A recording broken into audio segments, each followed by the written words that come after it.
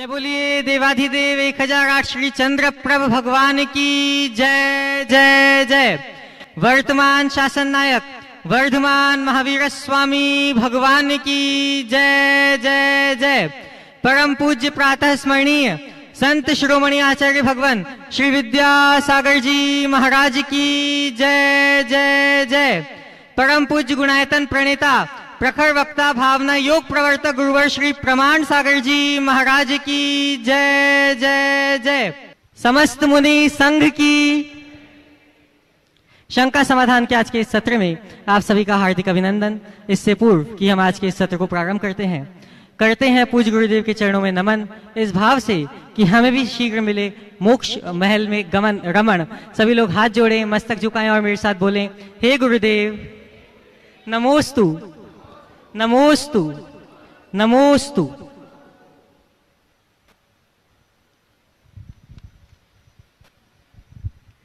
सर्वोदय मम पंथ हो सर्वोदय पाथेय, सर्वोदय को नमन हो सर्वोदय हो ध्येय।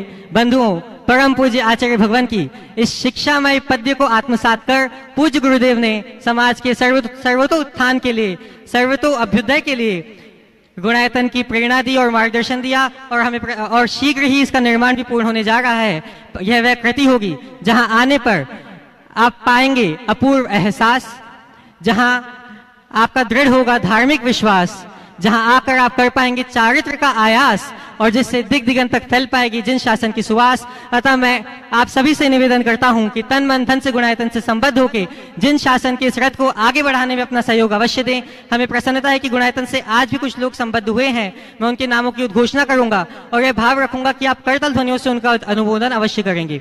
स्वर्ण दान देकर जिन्होंने अपने जीवन को धन्य किया है, श्री जयंत कुमार जी जैन, नीलेश जी, नीतू जी, खुशी जी, हर्ष जी, भूपेंद्र जी जैन, करतल ध्वनियों से इनका अभिवादन अवश्य करें।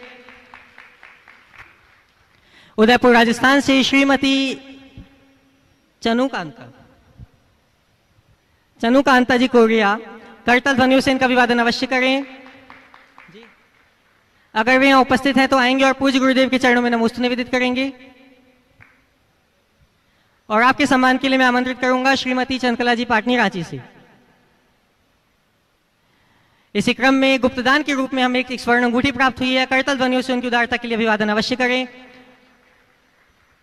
गुप्तदान के रूप में ही 2 सोने की चूड़ियां, 2 सोने की अंगूठी प्राप्त हुई है। करतल ध्वनियों से इनका अभिवादन अवश्य करें।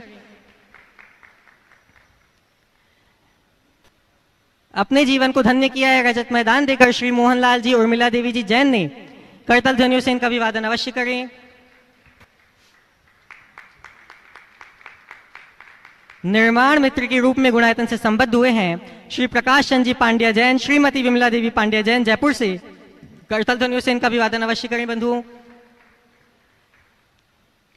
सूत्रधार के रूप में संबद्ध हुए हैं श्रीमती श्वेता जी जैन, राहुल जी जैन, श्री अशोक जी जैन, श्रीमती मीनू जी जैन, करतल ध्वनियों से इनका अभिवादन करें। और ट्रस्टी से संरक्षक बनने का जिन्होंने सौभाग्य प्राप्त किया है श्री वरुण जी, श्याम जी, सुखा जी जैन, जयपुर से। श्री वरुण जी, श्याम, सुखा जी जैन, जयपुर से, करतल ध्वनियों से इनका अभिवादन करें। बंधुओं, आज गुणायतन के निर्माण में सहयोग दिया है श्रीमान हरकमल जी, नरेंद्र जी सुराणा, बीकानेर से, करतल ध्वनियों से इनका अभिवादन करें। मैं चाहूंगा कि वे आए और पूज्य गुरुदेव के चरणों में नमोस्तु निवेदित करेंगे। और आपके सम्मान के लिए मैं आमंत्रित करूंगा श्रीमान एनएल जी जैन, कोषाध्यक्ष गुणायतन। इन्होंने उदारता पूर्वक जीव दया के लिए भी अपना योगदान दिया है। सभी लोग करतल ध्वनियों से इनका अभिवादन अवश्य करें।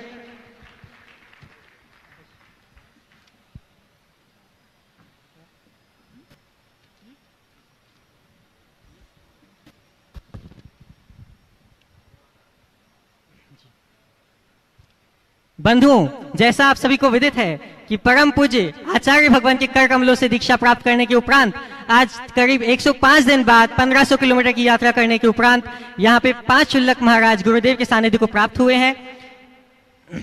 इनका विहार कराने में कई लोगों ने बहुत सहयोग दिया और तत्परता से वैयावृत्ति में अपना योगदान दिया है। मैं उनके नामों को उद्घोषणा करूंगा। श्रीमान ब्रह्मचारी आदरणीय विकास भैया जी, औरंगाबाद से, करतल ध्वनियों से इनका अभिवादन करें। मैं चाहूंगा कि वे आए और पूज्य गुरुदेव के चरणों में नमोस्तु निवेदित करेंगे। और आपके सम्मान के लिए मैं आमंत्रित करूंगा श्रीमान सुभाष जी जैन, सीईओ गुणायतन।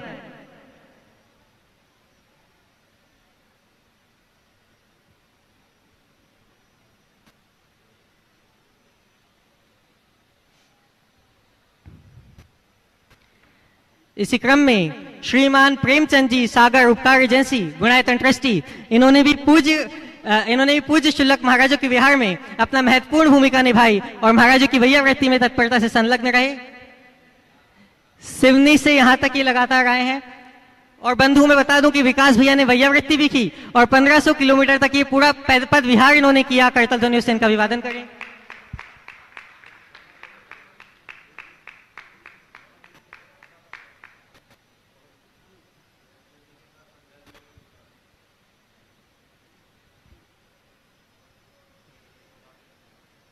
मैं आमंत्रित करना चाहूंगा श्रीमान प्रेमचंद जी सागर से उपकार एजेंसी गुणायतन ट्रस्टी कि वे आएंगे और पूज्य गुरुदेव के चरणों में नमोस्तु निवेदित करेंगे।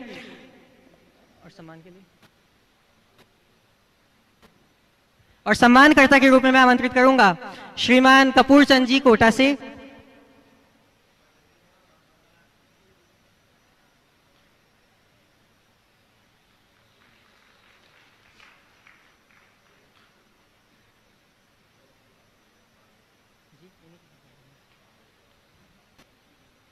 और कपूर चंद जी के साथ मैं चाहूंगा कि श्रीमान जितेंद्र जी पहाड़े औरंगाबाद से वे भी आए और सम्मानकर्ता के रूप में सम्मिलित हों। करतल ध्वनियों से इनका अभिवादन अवश्य करें। बंधुओं इसी क्रम में गुरुदेव के अनन्य भक्त जिन्होंने पूज्य गुरुदेव के एक संकेत मात्र पे जाके पूज्य शुल्लक महाराज की वैयावृत्ति में अपना योगदान दिया, श्रीमान हरीश जी कागजी गुणायतन ट्रस्टी दिल्ली से, वे आएंगे और पूज्य गुरुदेव के चरणों में नमोस्तु निवेदित करेंगे।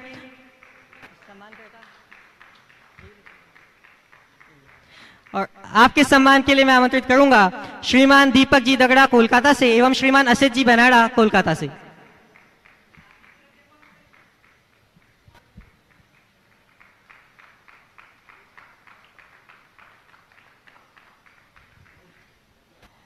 बंधुओं जैसे ही पूज्य शुल्लक महाराजों का झारखंड में प्रवेश हुआ, इनकी वैयावृत्ति में तत्पर होने के लिए श्रीमती चंद्रकला जी पाटनी ने अपना योगदान दिया। मैं उनको आमंत्रित करूंगा वे गुरुदेव के चरणों में नमोस्तु निवेदित करें। और आपके सम्मान के लिए मैं आमंत्रित करूंगा श्रीमती लता जी गंगवाल गया से।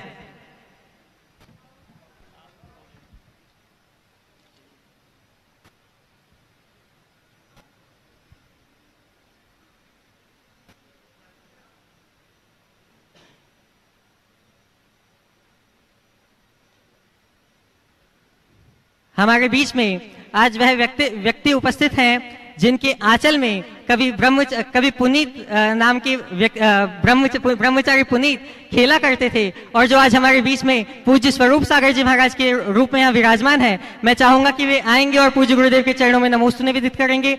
और जी ये आएंगे, अच्छा, श्रीमती चंद्रकला जी पाटनी आएंगी और पूज्य गुरुदेव के चरणों में नमोस्तु निवेदित करेंगी। और आपके सम्मान के लिए मैं आमंत्रित करता हूं श्रीमती लता जी गंगवाल गया से।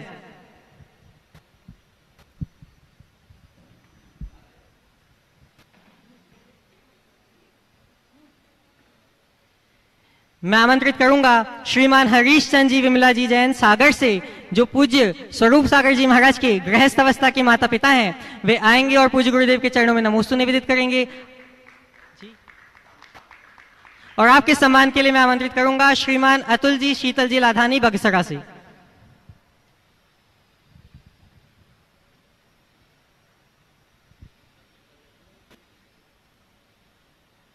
इसी क्रम में हमारे बीच में उपस्थित हैं श्रीमान भूषण जी अंजलि जी जैन, जिन्होंने जयेश को अत्यंत संस्कारित करके आज इस संसार का भूषण बना दिया। मैं चाहूंगा कि वे आएंगे और यहाँ पूज्य सुभग सागर जी महाराज के रूप में विराजमान करा दिया। मैं चाहूंगा कि वे आएंगे और पूज्य गुरुदेव के चरणों में नमोस्तु निवेदित करेंगे। और आपके सम्मान के लिए मैं आमंत्रित करूंगा श्रीमान अरविंद जी पायल जी सेठी हजारीबाग से।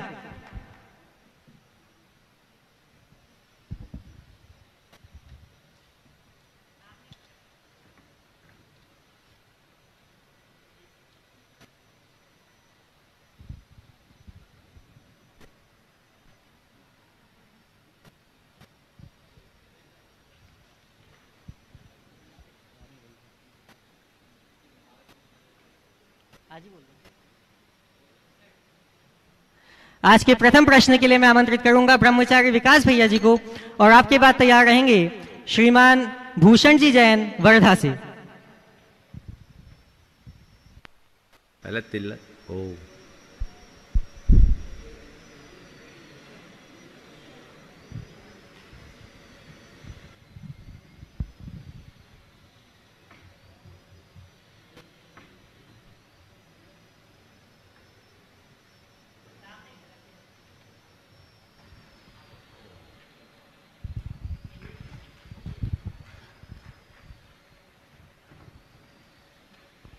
जय लो संत शिरोमणि आचार्य गुरु श्री विद्यासागर जी महाराज की जय। जय लो प्रमाण सागर जी महाराज की जय। महाराज जी के चरणों में कोटि कोटि नमोस्तु निवेदित करते हुए, महाराज जी मेरे मन में बहुत दिनों से ये सवाल था कि महाराज जी कोई श्रावक या कोई माता जी कोई प्रतिमा के ऊपर सूर्य नमस्कार दे तो वो प्रतिमा अपने लिए पूज्य होती है या नहीं होती है?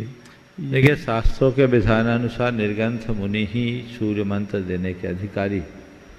आपवादी की स्थिति में यदि कदाचित मुनि वहाँ न पहुँच पाए तो उस स्थिति में प्रतिष्ठाचार्य सूर्य मंत्र दे सकते हैं, लेकिन वो निर्वस्त्र होकर। जहाँ तक आर्यिका का सवाल है तो शास्त्र का ही विधान नहीं है। आर्यिका कहाँ सूर्य मंत्र देने लगी भाई? अगर ये है तो बड़े अचंभे की बात है। ऐसी चीज़ें बिल्कुल नहीं होनी चाहिए, आगम के अनुकूल नहीं। उपस्थित होंगे श्रीमान भूषण जी जैन वर्धा महाराष्ट्र से, जो पूज्य सुभग सागर जी महाराज की गृहस्थ अवस्था के पिताजी हैं। वे अपना प्रश्न प्रस्तुत करेंगे और आपके बाद तैयार रहेंगे श्रीमान सौरभ जी, गौरव जी, नीरज जी जैन, उपकार एजेंसी सागर से गुणायतन ट्रस्टी। महाराज जी के चरणों में सर्वोदय परिवार की तरफ से बारंबार नमोस्तु नमोस्तु नमोस्तु। वर्धा समाज की तरफ से महाराज जी के चरणों में बारंबार नमोस्तु नमोस्तु मनु। महाराज जी, मेरा प्रश्न यह है कि हमारे बेटे थे शुल्लक दीक्षा हुई और आप जैसे महान संत के चरणों में भेजा है आत्मकल्याण के लिए,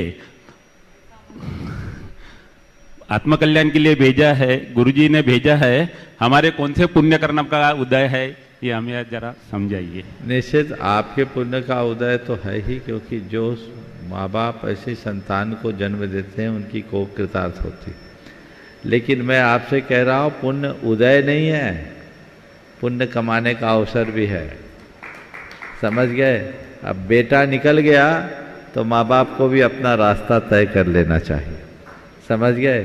और उस रास्ते पर चलो, अनुगामी बनो, गोरख धंधे से जितनी जल्दी हो सके मुक्त हो, और व्रत संयम तप त्याग के मार्ग पर चलो। यही जीवन की सबसे बड़ी उपलब्धि है। और रहा सवाल मेरे पास भेजने का, तो आचार्य श्री की उन लोगों पर कृपा और महान आत्माओं की, संतों की कृपा प्रबल पुण्य के निमित्त से मिलती है।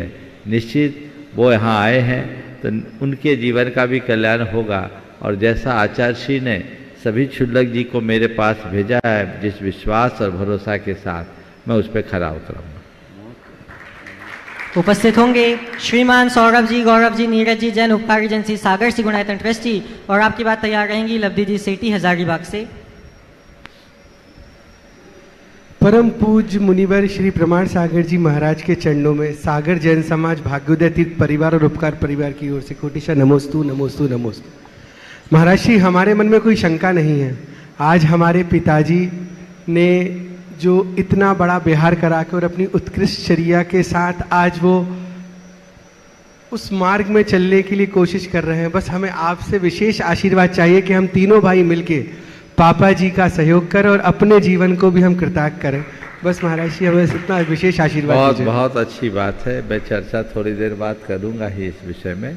और इस पूरे बिहार में प्रेमचंद जी ने जो उपक्रम किया है बहुत सराहनीय है, और उन्होंने अपने जीवन को ऊंचा उठाने का उत्कृष्ट पुरुषार्थ किया। मैं तो तुम लोगों से कहूँगा, अब उन्होंने अपना रास्ता पकड़ लिया है, तुम लोगों को चाहिए कि उनके रास्ते में सहयोगी बने, बाधक न बने। अपनी गृहस्थी की सारी जिम्मेदारी पूरी करने के बाद यदि कोई व्यक्ति पारमार्थिक मार्ग में लगता है तो परिवार और संतान को चाहिए हर्ष भाव से उनका सहयोग करे और खुद भी अपने जीवन में ऐसा आदर्श बनाए ताकि भविष्य में खुद को वैसा बना सके। नमस्ते महाराज। अपना प्रश्न उपस्थित करेंगी लब्धि जी सेठी और आपकी बात तैयार रहेंगी श्रीमती श्वेता विधि जी बड़जात्या। नमस्ते महाराज जी, मेरा प्रश्न यह है कि हम अपने लाइफ में हर एक दिन बीते हुए दिन से बेटर बनाने के लिए क्या करें? अपने लाइफ में हर दिन को बीते दिन से बेहतर बनाने के लिए क्या करूं?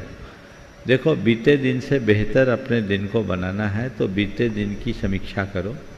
सोने से पहले जो अच्छाइयाँ की है उन्हें बार बार दोहराने का संकल्प करो और जो गलतियाँ की है उसकी पुनरावृत्ति न करने का संकल्प मन में जगाओ।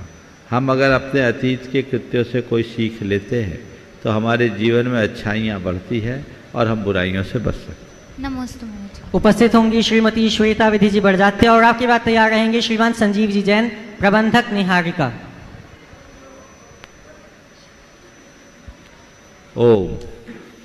नमस्ते महाराज जी, मेरा प्रश्न ये है कि कुछ लोग गलत साबित होने पर भी क्या था एक सेकंड स्टार्टिंग में ना, कुछ लोग आज भी गलत महाराज जी, इसका प्रश्न ये है कि कुछ लोग गलती करने पर भी अपनी गलती न मान करके अब सच को ही झूठ और झूठ को ही सच साबित करने लगते हैं, ऐसा क्यों महाराज?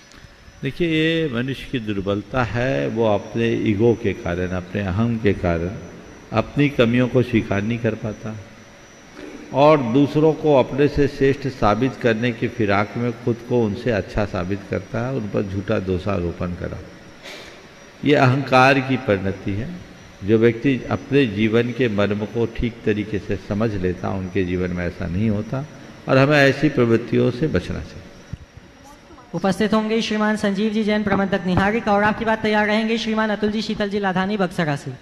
नमस्ते महाराज जी, नमस्ते नमस्ते नमस्ते महाराज जी। विगत कुछ दिन से 3 अप्रैल के बाद से मेरे जहन में एक सवाल गूंज रहा है, मतलब हमेशा कौंध रहा है कि हम लोग महावीर जयंती, महावीर जन्म कल्याणक बहुत धूमधाम से हम लोग मनाते हैं, देश में विदेश में हर शहर में। लेकिन महाराज श्री, एक बात है कि जब हम लोग शोभा यात्रा निकालते हैं भगवान महावीर की, हमारा एक संदेश रहता है, जिए और जीने दो। हमारे जितने जैन बंधु हैं गौशाला में जाते हैं, गाय को चारा देते हैं, गरीबों को खाना खिलाते हैं। लेकिन एक बात मुझे महाराज श्री गलत लगती है कि जब बहुत सारे मेरे पास वीडियो फोटो है महाराज जी, जब रथ यात्रा शुरू होती है तो उसमें बहुत जगह बैल का प्रयोग करते हैं महाराज जी, जो कि एक मूक प्राणी है। और कम से कम अगर एक दिन महावीर जयंती के दिन जो अपना मूल सिद्धांत है जियो और जीने दो, उसके जगह अगर युवा वर्ग लग जाए, जैसे मधुबन समाज में होता है, ईसरी समाज में होता है। 1983 की बात है महाराज जी, आचार्य श्री का प्रवास 10 महीने के लिए ईसरी बाजार में हुआ था, बहुत सौभाग्य की बात है। तब आचार्य श्री के सानिध्य में जब रथ यात्रा महावीर जयंती की निकल रही थी तो वहाँ के समाज वालों ने बैल को लाया था। तो आचार्य श्री का इशारा था कि बैल को हटा दो, जो युवा वर्ग है वही रथ यात्रा को खींचेंगे। और उसमें क्या होता है महाराज जी, जब रथ यात्रा निकलती है तो बोली के जरिए 8-10 आदमी और सवार हो जाते हैं, तो वो मूक प्राणी है, उस पर बहुत ज्यादा प्रेशर लोड पड़ता है। देखो, बहुत अच्छी बात की। भगवान के रथ को खींचने का सौभाग्य तो बहुत भाग्यशालियों को मिलता है। आपने रथ को हाथ से खींचने की बात की, हमने तो जयपुर से महावीर जी तक की रथ यात्रा हजारों लोगों के साथ हाथ से खींच के संपन्न करी। तो हाथ से खींचने का एक अलग आनंद है। कोशिश करनी चाहिए कि हम रथ को हाथ से ही खींचें। यदि कदाचित बैल से कोई खींचते हैं, बैल का रथ है, वृषभ रथ की पुरानी परंपरा है, पशुपालन के अंतर्गत बैल आदि का उपयोग करने का विधान है, लेकिन उसकी क्षमता से अधिक वजन नहीं लदना चाहिए। बैल हो तो बैल केवल भगवान का रथ खींचे और उसको ऐसा बैल जो अभ्यस्त बैल है। कहीं कहीं ऐसी व्यवस्था है। हम पपोरा जी में थे, वहाँ 2 बैल थे, हीरा मोती, बड़े सुंदर सफ़ेद, एक सी आकृति के, अच्छी सींगे, देखने में भी बहुत अच्छा था। मैंने वहाँ पूछा ये बैल कहाँ से आए, तो वहाँ के मंत्री ने कहा महाराज जी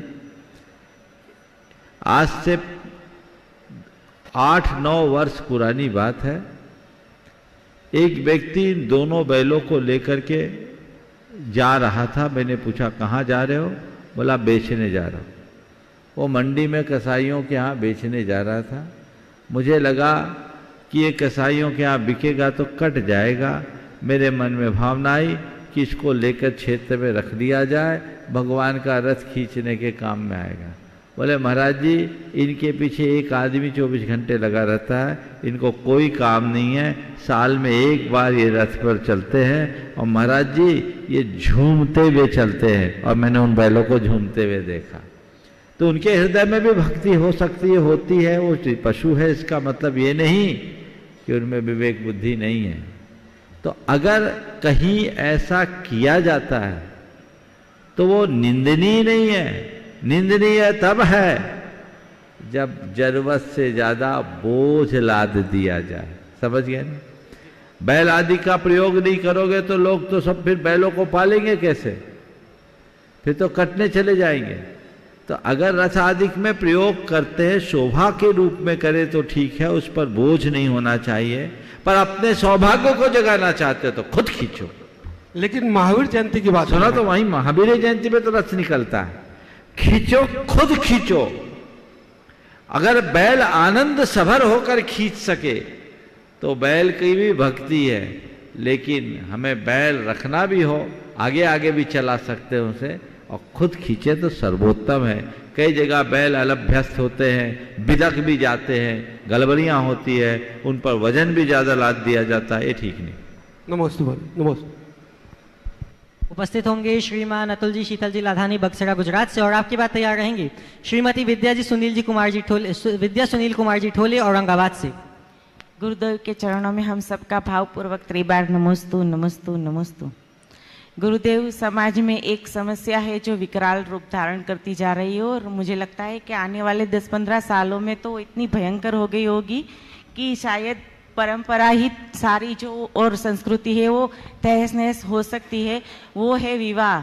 आजकल के बच्चे विवाह करना नहीं चाहते और लिव इन रिलेशनशिप जैसे संबंधों में वो जुड़ते हैं। कई संबंध होते हैं, एक संबंध में टिक नहीं सकते।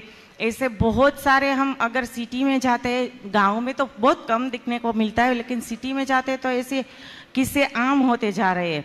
वहाँ जो गांव से बच्चे पढ़ने गए हैं वो भी वो सब देख के वही वैसा ही सब सीखते हैं गुरुदेव। तो क्या ये समाज में, समाज के माता पिताओं को, इन बच्चों को वो परंपरा सब वापस कैसे समझाया जा सकता है? आपने बहुत ही ज्वलंत विषय उपस्थित किया है। ये बहुत गंभीर सवाल है और इस तरह की प्रवृत्तियों के बहुत भयानक दुष्परिणाम आ रहे हैं। दुर्भाग्य यह है कि कानून ने इस पर अपनी मुहर लगा दी, जिससे लोगों को और अधिक आज़ादी हो गई। अगर देखा जाए तो ये हमारी भारतीय संस्कृति के सर्वथा विरुद्ध है और हमें ऐसी बातों से पूरी तरह से बचकर रहना चाहिए और लोगों को इसके दुष्परिणाम का बोध कराना चाहिए। लिव इन की जो बात है इससे हमारी पूरी समाज की व्यवस्थाएं चरमराएगी। आने वाले समय में जो संतान है उस संतान की भी संतति कैसे बढ़ेगी इसका कोई उपाय नहीं है। हमारे यहाँ जो मर्यादा और जो व्यवस्थाएं दी गई है हमें उसे ही आगे बढ़ाना चाहिए और उसके लिए बच्चों को शुरू से हमें तैयार करना चाहिए, संस्कारित करना चाहिए। उनकी शिक्षा व्यवस्था पर भी हमें ध्यान देना चाहिए। आजकल अब अंग्रेजी माध्यम ही नहीं, इंटरनेशनल स्कूल्स में बच्चे पढ़ने लगे तो उनकी सोच भी बदलने लगी है। बदल क्या रही है? बिगड़ गई है। तो वैसे विकृत सोच के कारण ये विकृत परिणाम आएंगे, लेकिन ये परिणाम बहुत भयावह होंगे क्योंकि कोई स्त्री हो या पुरुष एक समय के बाद उन्हें समझ में आता है कि परिवार का अर्थ क्या होता है और जब वो परिवार रहित अपने आप को महसूस करते हैं तो उनकी ज़िंदगी बहुत लाचारी और बेबसी के साथ बीतती है। यौवन अवस्था में मनुष्य की स्थिति कुछ और होती है और ढलान की अवस्था में उसकी स्थिति कुछ और हो जाती है। ये तभी संभव है जब वो अपने घर परिवार के साथ रहे, परिवार में वो रहे, उनके बच्चे रहे, माँ बाप रहे, सबका साथ रहे तो परस्परता और प्रेम बढ़ता है और वही हमारे जीवन को आगे बढ़ा सकता है। इसकी हमें आवश्यकता है और इस मूल्य का बोध हर व्यक्ति के हृदय में होना चाहिए। उपस्थित होंगी श्रीमती विद्या सुनील कुमार जी ठोले औरंगाबाद से और आपके बाद तैयार रहेंगे श्रीमान हरीश जी कागजी दिल्ली से। महाराज जी के चरणों में मेरा कोटि कोटि वंदन। महाराज जी, पर्यूषण पर्व के बाद सितंबर महीने में पूरा परिवार हम लोग शिखर जी आए थे। वो समय ऐसा संकल्प किया कि 11 बंदा न करेंगे, तो 11 बंधना हर महीने आके 11 बंधना करेंगे, तो उसमें से दुख बहुत होता है कि हम 4 ही लोग आ रहे हैं और पूरा परिवार घर पे रह रहा है। तो ऐसा मेरा पाप का उदय है क्या, मैं उनको नहीं ला पा रहा या उनका पाप का कृपया मार्गदर्शन। देखो, मैं तो तुम्हारे परम पुण्य का उदय मानूंगा कि तुम्हारे हृदय में ऐसे भाव हुए कि हर महीने आके बंदना करेंगे, और पुण्य का प्रबल उदय है, लेकिन थोड़ा सा उसमें कसर रह गई कि वंदना तो कर पा रहे हो पर पूरे परिवार को नहीं ला पा रहे हो, पर कम से कम नहीं आने की जगह आ तो रहे हो। तो तुम्हारा पुण्य का उदय है कि तुम यहाँ आ रहे हो और तुम्हारा परिवार तुम्हारा साथ निभा रहा है। यदि परिवार साथ नहीं देता तो तुम भी यहाँ नहीं आ पाते। भावना भाव कि उनके अंदर भी ऐसी अनुकूलता जागे, उनका भी पुण्य बढ़े, वे भी तुम्हारे साथ आके वंदना कर सकते। गुरुदेव, आपके चरणों में मेरा और मेरा पूरा परिवार का त्रिवार नमस्तु नमस्तु नमस्तु। गुरुदेव, मेरा क्वेश्चन ऐसा है, जब अशुभ कर्म सताते हैं तो क्या बोलते हैं, जब मन कहीं नहीं लगता, मंदिर में जाने की इच्छा होती है ना गुरु के पास जाने की इच्छा होती है, तो ऐसे समय क्या करना चाहिए? देखिए, जब ऐसा मन बहुत ज़्यादा उद्विग्न और विचलित हो, न मंदिर जाने की इच्छा हो, न गुरुओं के पास जाने की इच्छा हो, तो किसी तरह से गुरुओं की कुछ बात सुनने का रास्ता निकाल लो। अपने पास बहुत साधन है, कुछ सुन लो, कुछ मोटिवेशन ले लो, और ऐसे हर व्यक्ति को अपने गुरु के कुछ वाक्य रिकॉर्ड करके रखना चाहिए। ऐसे वाक्य जो हर दुविधा में रास्ता दिखा सके, समझ गए? और वो उसे तुरंत सुनो या उसे पढ़ो। ये देखो कि ये मेरे लिए गुरु का मार्गदर्शन है, मार्गदर्शन नहीं आदेश है, और मुझे वो ही करना है। यदि श्रद्धा पक्की होगी तो मन अपने आप लौटेगा। उपस्थित होंगे श्रीमान हरीश जी कागजी दिल्ली से, और आपकी बात तैयार रहेंगे श्रीमान नंदलाल जी जैन, कोषाध्यक्ष गुणायतन। गुरु के चरणों में नमोस्तु नमोस्तु नमोस्तु। गुरु, मेरा शंका समाधान, शंका नहीं है कोई, हमारे मित्र है, उनकी सिस्टर कुछ कैंसर है और उनको कैंसर है और क्रिटिकल पोजीशन में इस टाइम एडमिट है, तो आपका आशीर्वाद चाहते हैं। वो थोड़ा हाँ, बोलो, क्या बोलो, फिर से बोलो। हमारे मित्र हैं भाई जी दिल्ली में, उनकी सिस्टर कैंसर से पीड़ित है और बहुत ज़्यादा क्रिटिकल पोजीशन में इस टाइम, आपका आशीर्वाद चाहते हैं, थोड़ा बस आशीर्वाद। ओ नमस्ते नमस्ते। उपस्थित होंगे श्रीमान नंदलाल जी जैन, कोषाध्यक्ष गुणायतन।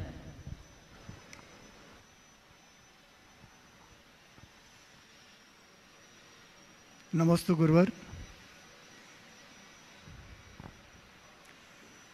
गुरुवर, मेरा प्रश्न तो बड़ा लंबा है, लेकिन उसको एक ही लाइन में जो है ना बोलने की कोशिश करूँगा।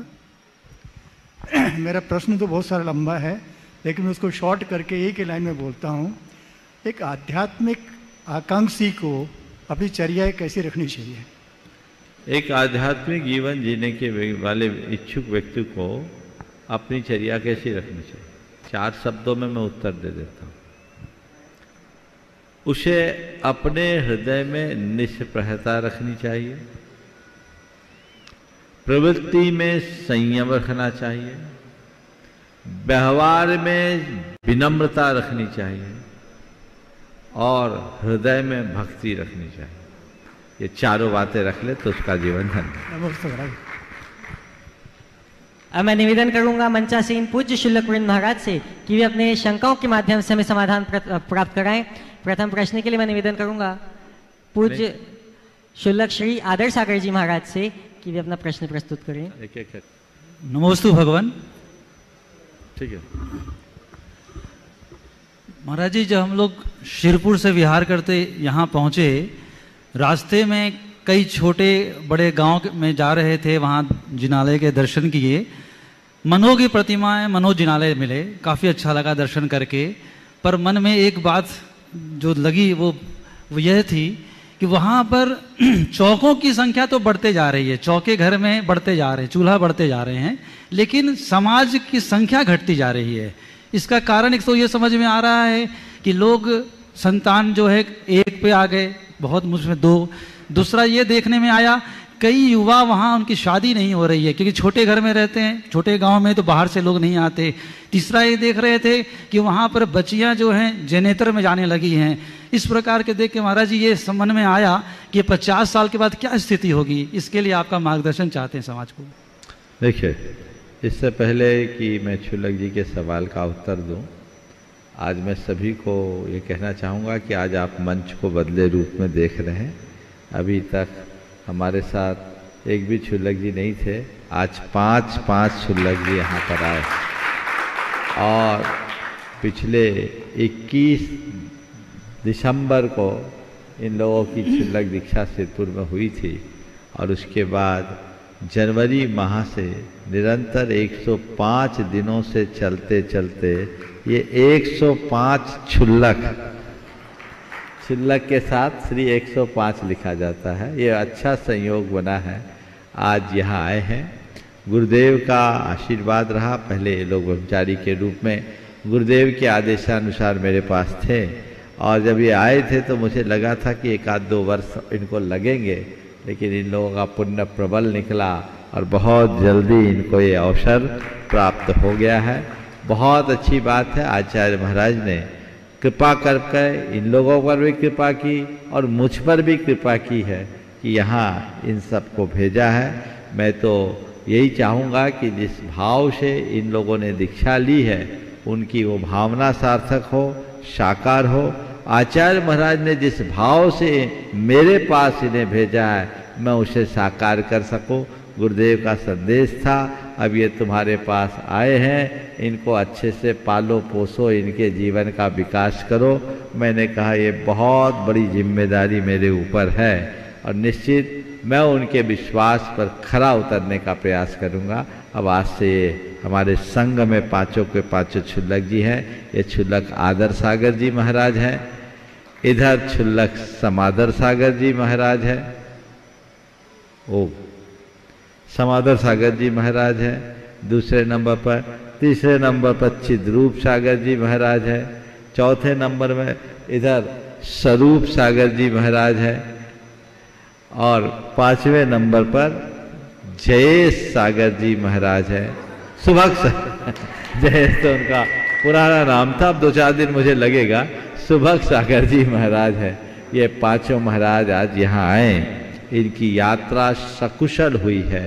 मैं भावना भाता हूँ इनकी मोक्ष मार्ग की यात्रा भी इसी तरह निर्बाध चलते रहे और आने वाले भाव में सभी को मुक्ति का लाभ मिल सके, ये हम सबका ध्येय और लक्ष्य होना चाहिए।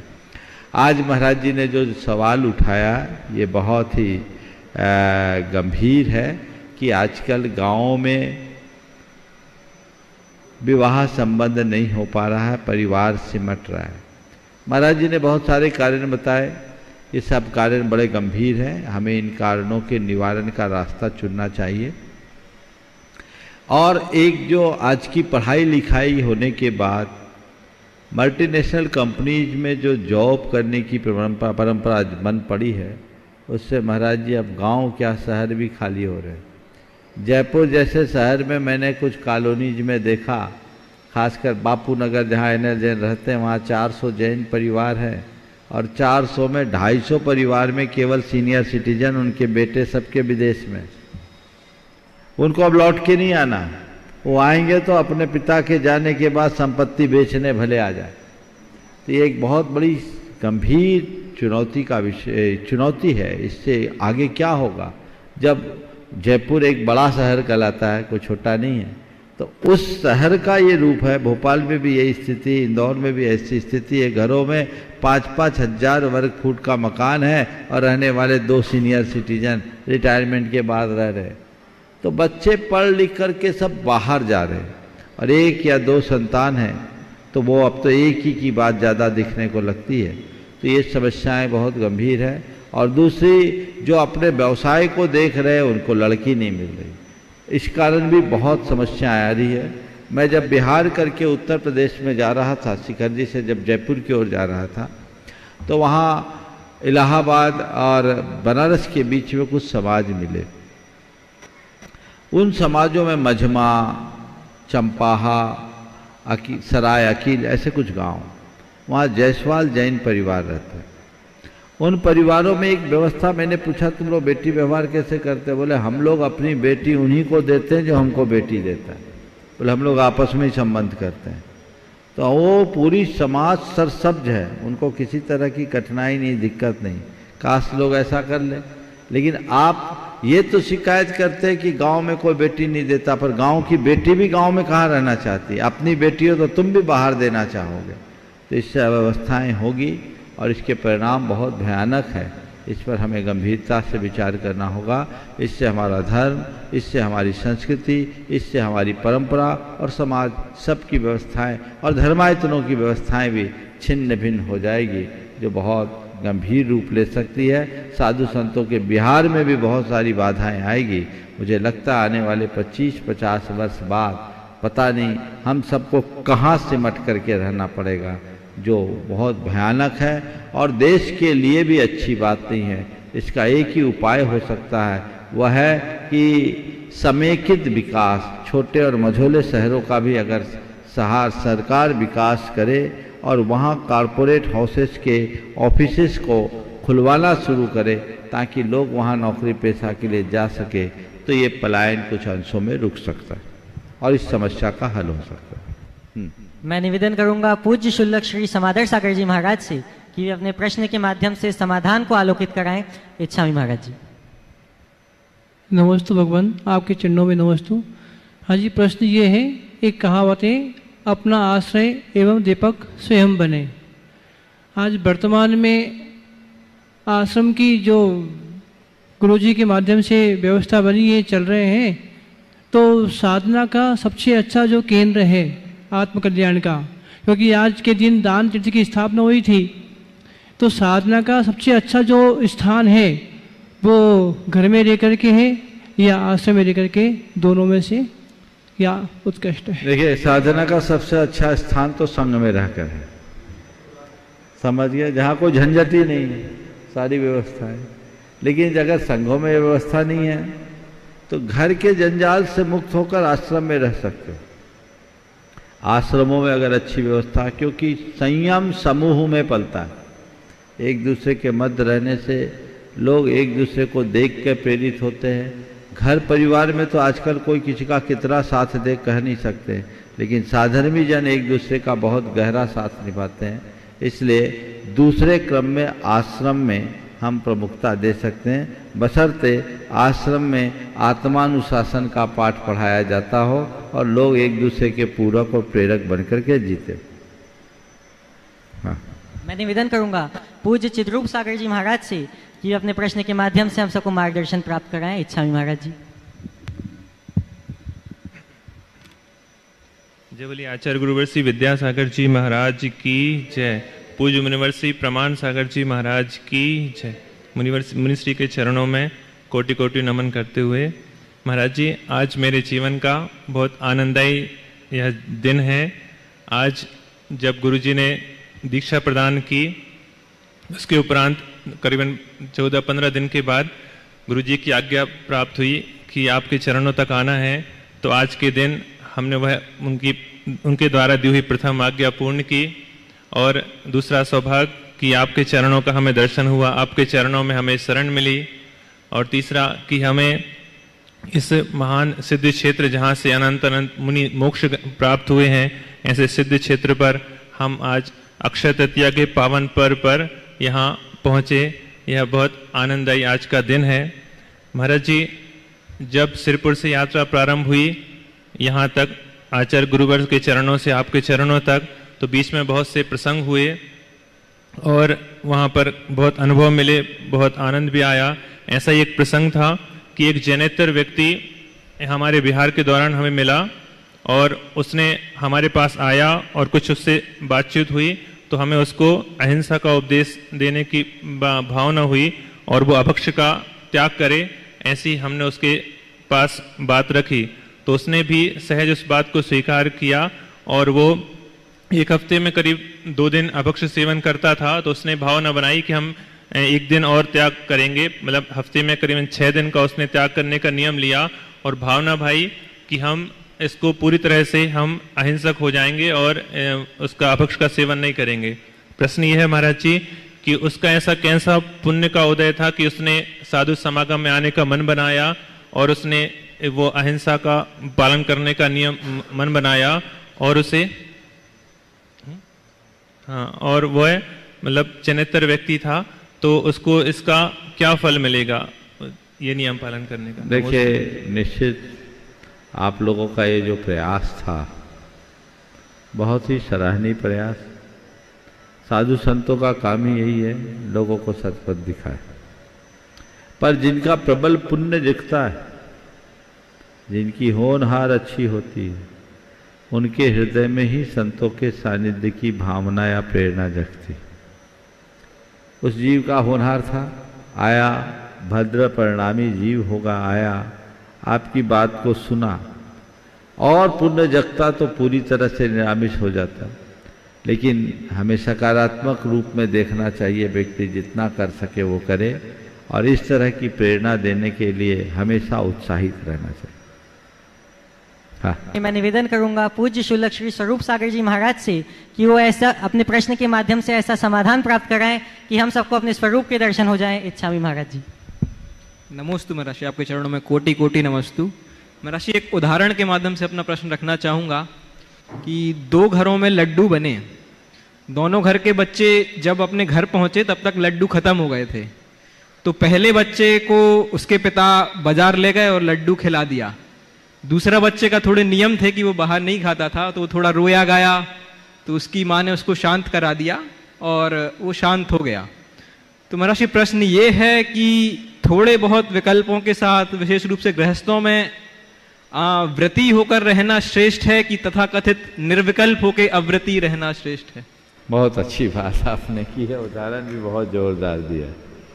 देखिए, अगर बच्चे की दृष्टि से पूछो तो पिता का काम है बच्चे का मन रखे। मन रखने के लिए पिता ने जो काम किया वो अच्छा किया, पर मन रखने के साथ साथ यदि संस्कारों को भी रखने का प्रयास किया होता तो सोने में सुगंध वाली बात होती। क्या अच्छा होता कि दूसरे बच्चे की माँ ने या पहले की ही माँ ने बच्चे से कह दिया होता, रुक जा, तेरे लिए लड्डू नहीं पर लड्डू से भी अच्छी चीज़ बना करके दे रही हूँ, 10 मिनट में हलवा बना के खिला देते। प्रैक्टिकल था, बच्चा भी आनंदित हो जाता। तो विकल्प देना चाहिए, भावनाओं को दबाना नहीं चाहिए। मन को मायूस करके जीने में कोई आनंद नहीं है, मन को मोड़ करके जीने का आनंद। अथवा मां और आगे होती तो बच्चे को थोड़ा मोटिवेट करते, बेटे लड्डू की तू चिंता कर रहा, एक नहीं 4 दे दूं, पर तेरा आज पेट खराब है, लड्डू खाएगा हजम नहीं होगा तो तू खाना खाने लायक नहीं हो पाएगा, आज लड्डू मत खा तू, आज तो तेरे को छाछ पीने का दिन है, ले लस्सी बना करके पिलाती हूं। क्या ये समाधान नहीं हो सकता था? अगर मां ने ऐसी कुशलता अपनाई होती तो बच्चा मुंह नहीं बनाता। इसी प्रकार व्रती होने का मतलब ये नहीं है कि अपने व्रत की मर्यादा को छोड़कर निर्विकल्प रहो, पर व्रती होकर जीने का मतलब ये भी नहीं है कि मन मसोस कर विकल्पों में जीकर रहो। न मर्यादा तोड़ो न मन मसोसो, केवल मन को मोड़ो। मन को जो मोड़ने में समर्थ है वही तो साधक है। साधना है क्या? अपने मन को सही दिशा देना, मन को मोड़ लेना, यही तो साधना है। तो वैसी साधना अगर घट जाए तो जीवन धन्य हो जाए। तो मैं इन दोनों विकल्पों को नकार कर मन को मोड़ने के रास्ते की बात करता हूं। मिलने में भी आनंद और ना मिले तो उससे ज्यादा आनंद। मुनियों के लिए अंतराय के प्रसंग में एक जगह लिखा है शास्त्र में, अलाभ परिसम, अलाभे पी लाभ वक्त संतुष्ट। महाराज जी आहार करने गए थे, चौके में अंतराय आ गया पहले गिलास में, आज भी आया है ना। हाँ, चिद्रूप सागर जी को शुरू में ही आ गया, आदर सागर जी को आखिरी में आया। अंतराय तो अब आ सकता है। अरे तुम लोग चौका तो लगा लेते हो, आता जाता है नहीं, शोधते हो नहीं, देखो बाल दे दिया। अब हमको तो 24 घंटा निकालना है इस गर्मी में, ऐसा भड़कना नहीं, भड़कते भी नहीं, कोई बात नहीं। आज ये मेरे धैर्य की परीक्षा है, मेरे कर्म का उदय है। और कर्म का उदय नहीं आया, कर्म अंतराय नहीं आया, कर्म निर्जरा का अवसर आया है। कोई बात नहीं मन, आज तेरे भाग्य में नहीं था, तेरे पीछे मैंने लोगों के आगे हाथ फैलाया, आज इतने में ही संतोष रखना है। ऐसी भावना अगर जगा दे तो जीवन की दिशा बदले।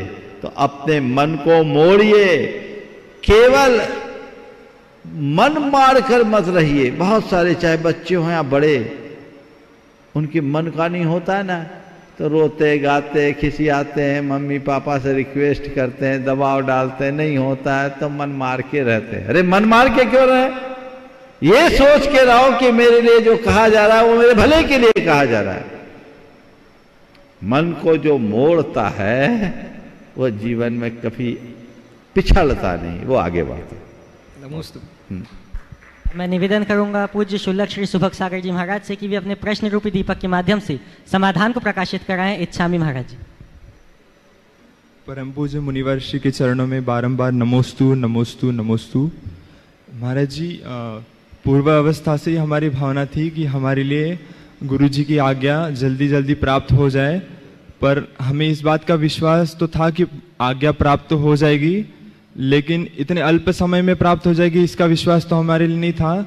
जब हम गुरु जी के पास पहुंचे तो गुरु जी ने पहली बार बात हो गई, फिर दूसरी बार शाम को जब बात की तो गुरु जी ने कहा कि हमने आप लोगों के लिए ऐसा ऐसा सोचा है और हमारे कैसे कर्म का उदय रहा भगवान कि हमें पूर्वावस्था में आपके दर्शन का सौभाग्य प्राप्त ही नहीं हुआ। पर गुरु जी ने कहा कि हाँ, आपको मुनिश्री प्रमाण सागर जी के पास जाना है, बहुत अच्छे महाराज जी आपकी अच्छी से साधना कराएंगे, आपको अच्छी से रखेंगे, आपको उनके चरणों में जाके साधना करने भगवान। तो उस दिन ऐसे आनंद की अनुभूति हुई भगवान की गुरु जी की आज्ञा हमारे लिए प्राप्त हुई, और उस दिन से आज तक वो आनंद की अनुभूति बढ़ते जा रही है भगवान। तो हम ये भावना भाते हैं कि कैसे हम गुरु जी की आज्ञा का पूर्ण रूप से पालन करें ताकि ये अवसर हमारे लिए लंबे समय तक बना रहे भगवान। नमस्ते। बहुत बहुत निश्चित, मैंने पहले भी कहा था कि इन लोगों का पुण्य का उदय था और सुभग सागर जी का तो सौभाग्य जागा। इनके मामा भी ब्रह्मचारी हैं, ब्रह्मचारी सोनू है ना, मामा ही है ना। समता सागर जी के पास बहुत वर्षों से रहे, मामा पिछड़ गया और भगना आ गया, भांजा को मौका मिल गया। ये निश्चित तुम्हारी होनहार अच्छी थी और गुरुदेव ने मेरे पास भेजा। मैं भी नहीं जानता था, इनमें से तो बस अगर जानने की बात करो तो इन्हीं दो को जानता था, बाकी मैं जानता ही नहीं था।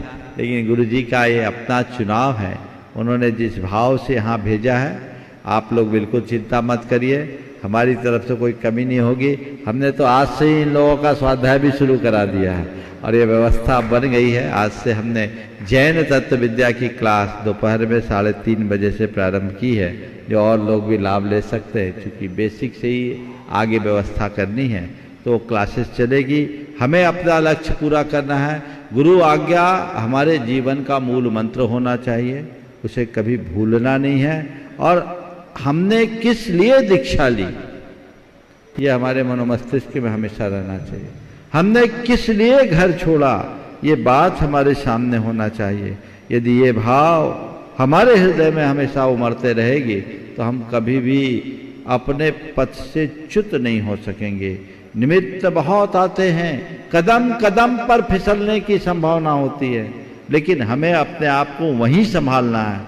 अपने प्रयोजन से प्रयोजन रखने वाला कभी विफल नहीं होता और प्रयोजन को भूल जाने वाला कभी सफल नहीं होता। इसलिए हमें प्रयोजन से प्रयोजन रखने की कला सीखनी है। बंधुओं, जैसे आपको अभी गुरुमुख से ज्ञात ही हुआ कि पूज्य गुरुदेव की सरल और सुबोध शैली में जैन तत्व विद्या की कक्षा आज अक्षय तृतीया के पावन पर्व से प्रारंभ हो चुकी है। आप सभी इसका प्रामाणिक ऐप के माध्यम से दोपहर 3:30 बजे लाभ ले सकते हैं और अपने जीवन को धन्य कर सकते हैं। प्रश्न के लिए मैं आमंत्रित करूंगा श्रीमान सुभाष जी जैन, CEO गुणायतन, और आपके बाद तैयार रहेंगी श्रीमती चंद्रकला जी पाटनी, रांची से। परम श्रद्धेय गुरुदेव के चरणों में शत नमन। गुरुदेव, आज एक दुखद प्रसंग के साथ साथ मुझे यहाँ उपस्थित होना पड़ा। हमारे जयपुर से ट्रस्टी श्री इंद्र कुमार जी, उनके पिता श्री फतेहलाल जी जैन, जो बहुत सरल स्वभावी और बहुत धार्मिक व्यक्ति थे गुरुदेव, और जिन्होंने एक ऐसे परिवार में संस्कार दिए। आज भी जयपुर जैसे बड़े नगर में वो लोग संयुक्त परिवार के रूप में रहते हैं, सब भाई। ऐसा अच्छा परिवार है, सारा परिवार बहुत धार्मिक है गुरुदेव। कल उनका देवलोक गमन हुआ, परसों उनका देवलोक गमन हुआ गुरुदेव, तो उनके लिए आशीर्वचन गुरुदेव चाहिए। देखिए, आपने जिन इंद्र कुमार जी और उनके पिताश्री की चर्चा की, निश्चित मेरे पास अक्सर आते जाते रहे और जयपुर प्रवास में मैंने उन्हें बहुत निकटता से देखा। बहुत ही सरल और धार्मिक व्यक्तित्व के धनी थे। उनके बेटे इंद्र कुमार जी और अन्य भाइयों में भी ऐसे ही धार्मिक संस्कार थे। अवस्था उनकी काफ़ी परिपक्व हो चुकी थी, आने जाने को तो कोई देख नहीं सकता, लेकिन मैं ऐसी घड़ी में पूरे परिवार को आशीर्वाद देता हूँ कि इस वियोग को तो स्वीकार करना पड़ेगा। नियति की परिणति को कोई रोक नहीं सकता, कोई टाल नहीं सकता। जो होना था सो हो गया, वे चले गए, उस पर हमारा कोई नियंत्रण नहीं, पर हर अच्छे व्यक्ति का जो आदर्श है हमें याद रखना चाहिए। मैं पूरे परिवार को कहूँगा उनके आदर्शों को आत्मसात करते हुए धर्म के पथ पर चलते रहे और अपने जीवन की उत्तरोत्तर उन्नति करे।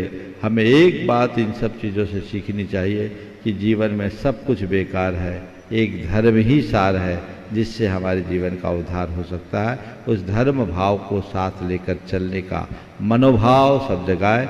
और पुनः मैं इंद्र कुमार जी के पूरे परिवार को आशीर्वाद देता हूँ।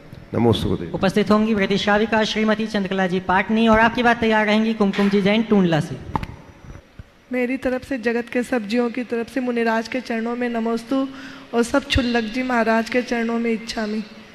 महाराज श्री, जब हम मंदिर जाते हैं तो हमारे अंदर विशुद्धि तो बढ़ती है, लेकिन जब वहाँ पर भीड़ भाड़ हो जाती है तो विशुद्धि घटने लगती है, खंडित होने लगती है। तो उस वक्त हम अपनी विशुद्धि को बरकरार रखने के लिए क्या करें? भगवान को देखना चाहिए, भीड़ भाड़ को नहीं देखना चाहिए। और भीड़ भाड़ को नहीं देखे उसके लिए क्या करो? आंखें बंद कर लो।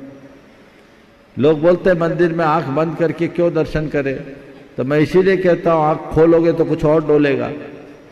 तो आंखों में भगवान को भर लो और आंखें बंद कर लो। और महावीर स्वामी नयन पथगामी भवत में भीड़ मंदिर में ना आए, हमारे हाथ में नहीं, बल्कि मैं तो चाहता हूँ सारी जनता को उठकर भगवान के चरणों में ही रहना चाहिए, क्योंकि मंदिर में जितनी भीड़ होगी समाज में उतनी शांति और सद्भाव होगा।